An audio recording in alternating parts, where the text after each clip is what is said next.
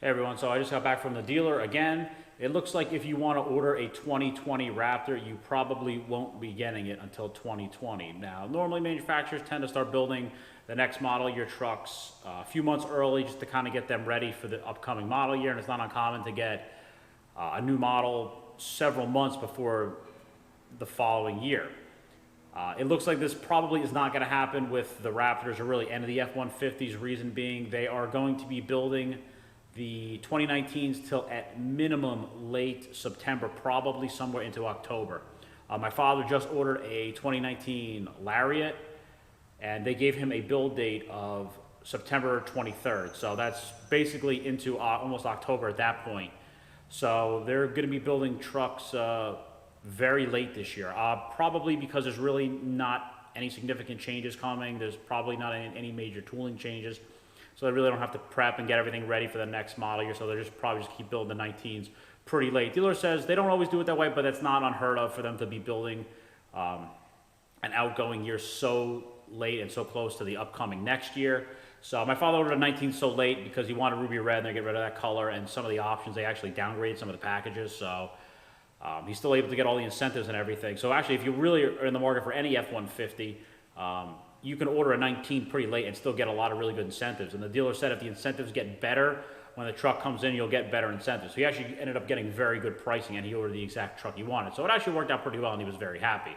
What I really wasn't as happy about is because the 2019 is going to be built so late. Tom, my salesman, told me, he's like, yeah, probably don't expect them to switch over to the 2020s till at minimum sometime probably well into October. So you probably won't even be able to get this truck. Probably you're looking at realistically probably January of 2020, maybe a little bit earlier, maybe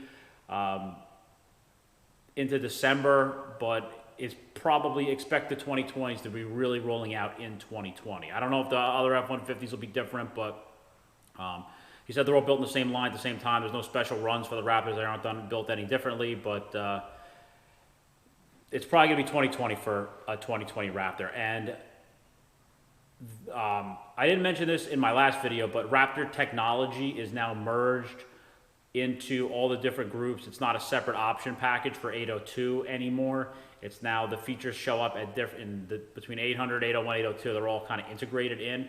So I would say expect a pretty significant MSRP jump for 2020, because Raptor technology was like a $1,700 option, and that is kind of rolled in. Now maybe because it's rolled into all the trucks, it won't be as expensive as it would be as a separate option, but I think especially 802, just with inflation and that being rolled in, I would say at least $1,000, $1,500, maybe even a $2,000 MSRP jump for 802, and then they incorporated some of the Raptor technology stuff even in 800, 801. So I think all the trucks are going to see at minimum at least a few $100 MSRP jump, if not probably a little bit more, especially for like 801.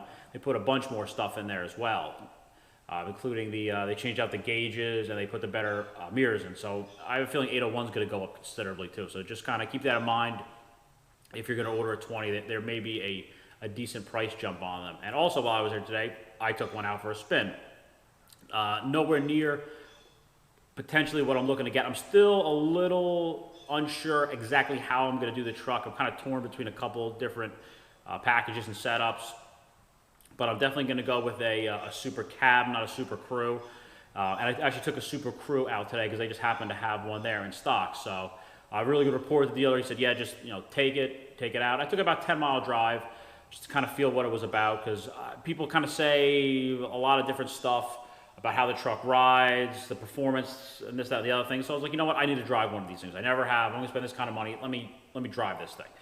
So just a little bit of like a busier kind of highway-ish driving. That I went on some back roads a little bit. I have to say, the truck rides very nice. When you consider this is a purpose-built off-roader with 35-inch tires and long travel suspension, the thing rides pretty darn good. Now, a lot of people say the tires do come overinflated from the factory. I turned on the tire pressure monitors. It was a little overinflated. They say if you run it at the factory recommended, it rides smooth. And even though they were a little overinflated, the truck still rode really smooth. My father was with me. He does not like rough riding, loud trucks at all. He likes a nice, quiet ride. He ordered, like I said, he ordered a Lariat, and he just likes a nice, smooth ride. Doesn't want any of that knobby tires and any of that kind of stuff. And he said, "Wow, this thing, for what this thing is, this thing rides really smooth." All these people that complain this thing rides rough, he's like, "I don't know what these people are talking about. This is pretty good." So I was very impressed with how it rode. It was very mild mannered. It handled pretty well going around curves and things like that, especially when you consider what this truck is really designed for. It's not designed to be an on-road vehicle really at all, even though honestly most of them are.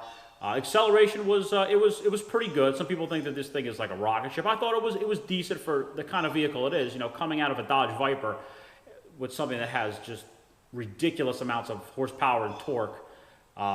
It's pretty good for a off-road built long travel suspension pickup truck with big tires on it. It accelerates pretty good. And I don't really beat on my vehicles. I don't drive them hard. Occasionally I do, but for the most part, I'm just going to drive this thing around town. It's going to be a local vehicle for me. I'm not really going to be commuting with it. So I'm just going to be kind of putting around, running errands, Home Depot, going to grocery store, different places and whatnot. Maybe some short trips and things like that. But like most Raptor owners will, I'll just kind of be driving it around more locally.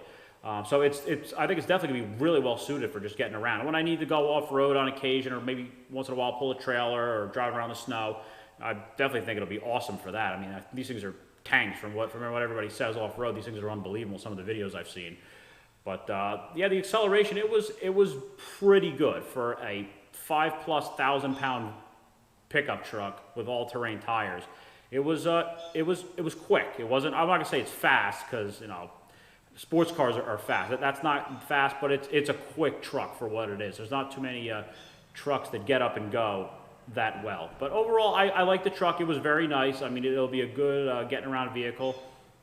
It's not terrible the way some people make it out to be. Like usually when you go to this extreme, as far as like capabilities, like usually if you go with a sports car that's really like a track-ready sports car or a super purpose-built off-road vehicle, like people when they custom lift vehicles, put big tires, usually they ride like terrible. I've ridden in some big pickup trucks and lift kits and big tires, and they usually ride terrible. This thing rode really good. Ford did a really good job giving this thing both unbelievable off-road characteristics and capabilities, as well as having the thing still be very mild-mannered, and it's not really loud at all. You hear a little tiny bit of tire noise. You do feel a little bit of the all-terrain tires driving on the street, but nowhere near as bad as you would expect for something of this caliber. So overall, I think I like the truck, and I'm probably going to be ordering it within the next month or two. The dealer said it's not a bad idea to put, even though they aren't physically taking the orders for the 20s yet, and the pricing's not out. Basically, it goes in the queue for when they do start accepting orders for 2020, and it's first come, first serve. So I probably don't want to wait too long, because I don't want to end up having to wait any longer for this thing. I want to kind of get this. I don't want the winter to be like over. Part of the reason of getting this thing is so I have a winter vehicle.